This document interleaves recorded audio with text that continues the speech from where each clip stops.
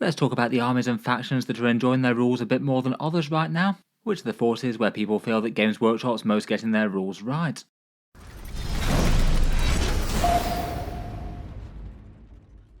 Hello and welcome back to Auspex Tactics, where today I thought we'd take a little bit of a look at rules popularity for a bunch of different armies, with a look at forces that the average player is enjoying a lot more than others. To add a little bit of objectivity to it, for this one I based it on a channel poll in which I asked players to say how much they're enjoying their army's current treatment in the rules right now. Maybe a slightly multifaceted question there. I feel like army strength does come into it a bit. If an army is super weak, then people don't tend to enjoy it as much as otherwise. But just having a fairly strong or middling army doesn't necessarily mean that people are going to be enjoying it loads. There might be elements of things like the army's strongest build feeling like it's more or less right for the faction, or just plays in a completely different way that you might not expect for them. And often there's a good demand for the most iconic units in the faction being interesting and playable, and multiple different ways to play with different attachments if possible to. With all that in mind, I asked you guys to basically give your own factions a rating out of 5 right now. I was asked for only players who actually play the armies to answer the questions, so broadly this should be a rating by the actual players of the factions as opposed to outsiders looking in. I was interested to see exactly which armies would be voted the most popular in 40k right now, and which ones feel like they were in the need of the most help. Starting out, let's take a look at the perhaps slightly less interesting middling armies. There were quite a cluster of factions anywhere rated between 2.8 and 3.3 on average, generally feeling like Games Workshop are doing an okay job with them, but aren't standout great or standout bad. Towards the upper end of this, we have the Space Wolves, which have been really quite powerful. I feel like there's maybe a little bit more good feeling about them in the rules now they've actually got a strong unique detachment in the Champions of Rust. Means they can afford to not be quite so exclusively Thunderwolves as they were in Stormlands. Tau Empire and Tyranids are also towards the top of this. Besides Crude, Tau do have really quite a lot of variety with 3 very good detachments, plus lots of units that are usable in them. And Tyranids kind of went from an army that was just far too over-reliant on battle shock and scoring tricks to an army with really quite a lot more threat with all the buffs and datasheet changes they got.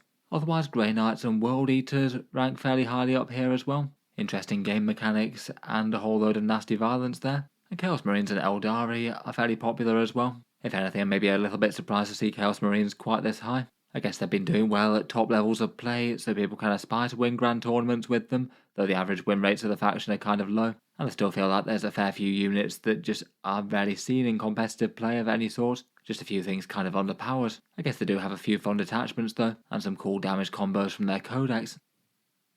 Otherwise, just below these, on the lower half of the middling armies, next up we have Dark Angels, Death Guard, Astra Militarum, Chaos Demons, Leagues of Votan, Imperial Knights, Custodes, and Orcs. I feel like Dark Angels will have risen up quite a bit in recent times now their Inner Circle Companions and Deathwing Knights are actually good. Can't help but think that they would have been far down the list before.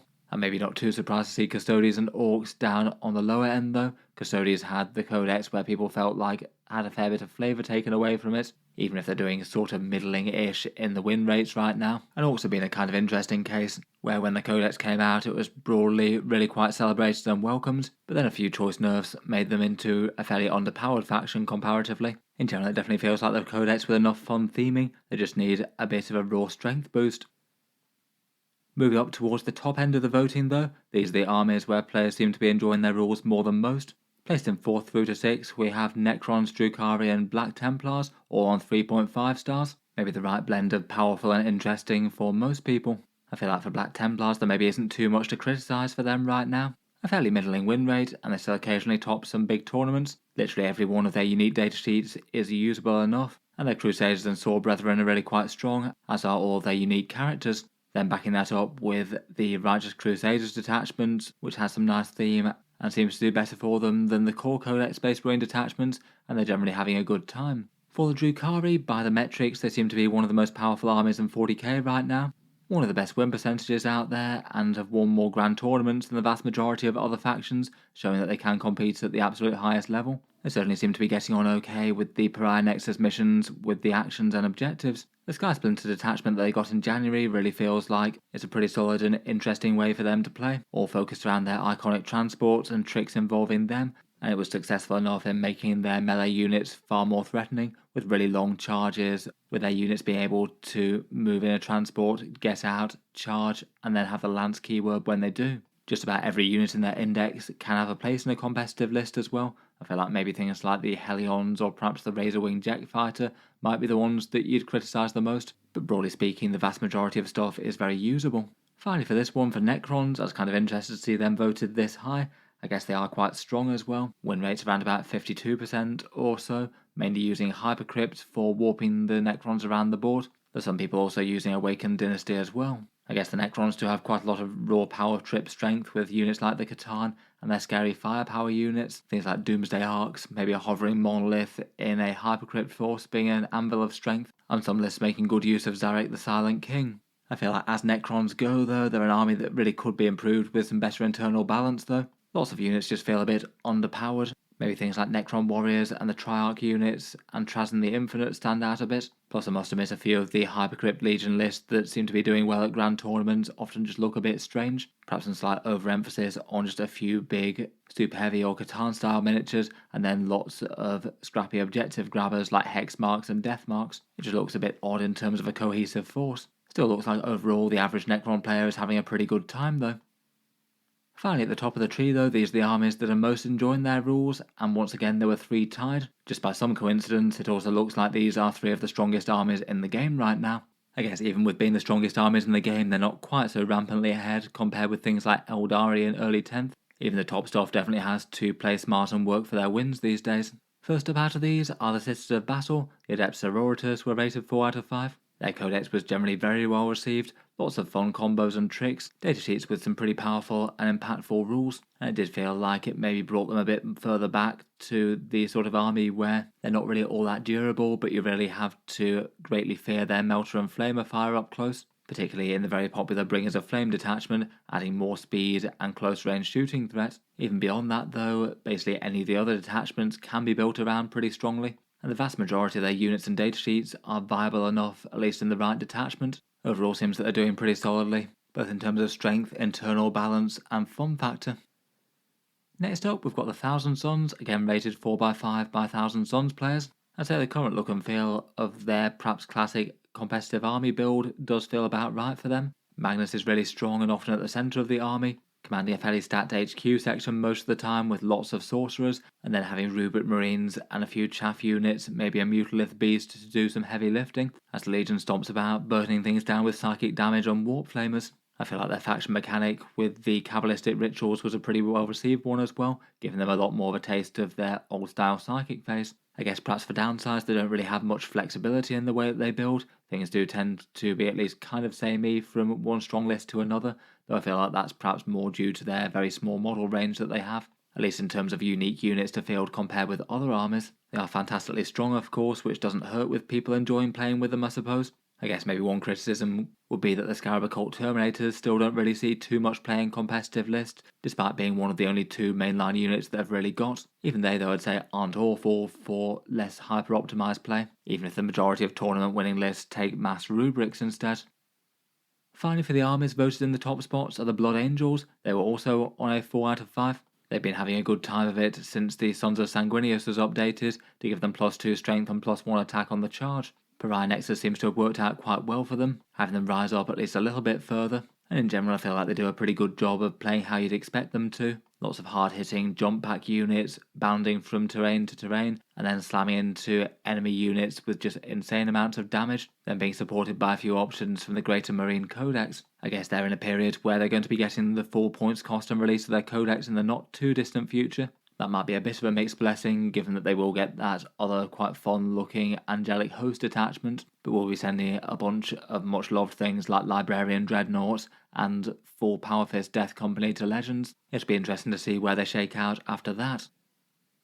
On the other end of the spectrum, these are the armies that people seem to be feeling are more in need of changes than most. Just a tiny bit below the mid-tier were the Abmech that were voted on 2.7. Again, I feel like they're an army that would have been right at the absolute bottom of the list before Games Workshop did their extensive rules updates. Loads of weapon profiles buffed, and a help to the Doctrina Imperatives, and pushing that out to other units like the Electro Priests. There were quite a lot of fairly feel-good changes there. In general, nice to see them a bit more in the middle of the pack for this, as opposed to being right at the bottom, They're still a very expensive army to collect though, and maybe are a little bit hyper focused on their Skitarii Hunter cohort build. Would perhaps be nice to see just a few more of the options a little bit more viable. I still don't think many people are playing things like Electro Priests or the Castellan robots all that much, so it would be nice to see a little bit more variety. I kind of wonder if the slightly low vote might be a little bit of lag effect as well, for maybe people who haven't used them as much since the update, perhaps understandably being a bit jaded about the entire fate of Abmech in 10th edition. Otherwise, a bit below them were Chaos Knights on 2.5, not really too surprised to see them down here, given the near constant fixation on War Dog spam that they've had. In terms of more optimised lists, it still basically seems like the way to go. Maybe adding in something like a solo Rampager or Knight Lancer if you're feeling adventurous. Knights in 10th edition without detachment options yet do feel just a little bit on the simple side. I feel like that's maybe partly their nature though. Not too many models and not too much stacking complexity means that they're just a bit of a stat check army with big firepower. I feel like Chaos Knights will be a lot more middle of the road though if they just manage to make the big Knights kind of viable equally with the War Dogs similar to the Imperials, who just seem to have a much more healthy balance going on, with multiple big Knights being a lot more effective. Next up here we've got the Space Marines, which were further voted down still at 2.3. I feel like on the face of it, their actual flavour and internal balance of their units really isn't too bad. In terms of strength of their detachments, about 4 of them work well enough, and that's more usable detachments than the majority of armies have out there, plus really quite a lot of their many units do genuinely have good battlefield roles, plenty of them being pretty viable alternatives for each other, even if there's still a good chunk that feel very underpowered, things like Reavers, Fire Strike turrets, Desolation squads, maybe the Invader ATV. They felt kind of obvious in needing a little bit of help at some point. In general though, it just feels like the core Codex Space Marines are just lacking in raw strength compared with what their Divergent chapters can do. I feel like it's kind of telling when they've got really bad win rates of like 42% or so, and the Divergent chapters are mostly on 50 or higher. Plus most Divergent chapters are basically using a lot of their own unique units plus their own unique detachments, which is definitely a good thing, but it also just kind of implies that they see their own units and their own detachments as slightly superior to what the core Codex stuff can offer, as besides a few characters they can take all of that anyway. I feel like points changes are probably unlikely to improve their lot too much. They really just need some sort of rules incentive to fielding core Codex Marines. Anything to point at to say that this is a good reason to play them, as opposed to being able to point at the other Divergent chapters and say that they do the same thing better. Finally though, that just leaves us with the two factions that people seem to feel are most in the need of changes and Games Workshop haven't done a good job of right now. And the first of those is maybe slightly unsurprisingly the Imperial Agents, the most recent book to be released, and a bit of a weird and a hodgepodge one, with a bit of bad feeling as its release and seemingly quite underpowered. I also added Deathwatch to the poll as well, which understandably polled even lower at 1.4, which has been treated a level below if anything like that, basically having to either choose between fielding a generic Codex Space Marine detachment and allying in the Deathwatch units, basically feeling like you're at standard Space Marines -1, or fielding the Ordo Xenos detachments to actually get some of their flavoured rules, those basically being the same as they were before, but having had a whole bunch of their unique kill teams sent off to Legends, and that way you can't access the generic Space Marine datasheets. Besides Deathwatch issues, the faction just doesn't really look like it works enormously well at the moment. I feel like the idea between having a split points cost with one for the core faction and one for allies was a good one on paper, but even with that, with the points that they've given them on launch, it looks like the army's just going to be horrendously underpowered at anything like a 2,000 point game. Most of their detachments and datasheets feel like they're just kind of limping into being just about okay for the job as opposed to in any way standouts. It seems like it's always going to be an issue if the faction's got a lot of trouble handling enemy tanks and vehicles. They do feel very reliant on allying in knights to be able to help out with that, and it just feels generally underpowered as a standalone faction without further help. It might just be that Games Workshop was aiming them to be a bit more of a fun or casual play faction that isn't really going to be balanced the same way as other 40k armies. If they did want them to compete though, it feels like they need some pretty major rules boosts, or to make most of their units just weirdly cheap, which would likely generate its own bit of feels bad in its own way. People don't really generally tend to like just spamming out loads and loads of mediocre units, as opposed to having the units they do have feel more impactful and scary. Finally though, I'm voted very lowest in terms of sentiment for the armies out there are the Genestealer cults. Genestealer cult players rating these a 1.8 out of 5 right now, so seemingly by the numbers, the least enjoyed of the major factions currently, and comments under the poll certainly seem to bear that out as well. A good few lamentations about how the Genestealer cult codex plays. It does seem just in terms of raw power they're lacking a lot compared with most factions, severely underperforming win rates. They haven't managed to win a couple of tournaments with the Outlander Claw, but this isn't necessarily great help to a lot of people out there who might not want to be running Genestealer cults but spamming bikers and transports. It is a fun army archetype, but doesn't really maybe feel like the core way that most people set out to play the faction. As with Admech earlier, things that tend to be all about board control, boxing the opponent in, and doing a bit of chip damage when you can, just maybe don't tend to be the most satisfying ways to play for more casual play at least, as opposed to the hard-hitting jump out of the shadows and hit things with mining lasers and demo charges and things that they might have been having a bit more in the index. Overall, doesn't seem to be looking too great with them. They look underpowered by win rates, and not many people are choosing to play them, even compared with normal. It doesn't initially look like their Cult Ambush being buffed to allow reserves has helped them out too much either, though I guess maybe it's still kind of early days for that, as it wasn't done that long after the balance update. I can't help but think that helping them out against enemy tanks and armor would be a good start for them though. It just seemed like a really questionable decision to nerf both demo charges, nearfight mining lasers, and aberrants, all of which used to be some of the better ways to take down enemy tanks and armor, and then decide to make all of them kind of bad at doing so.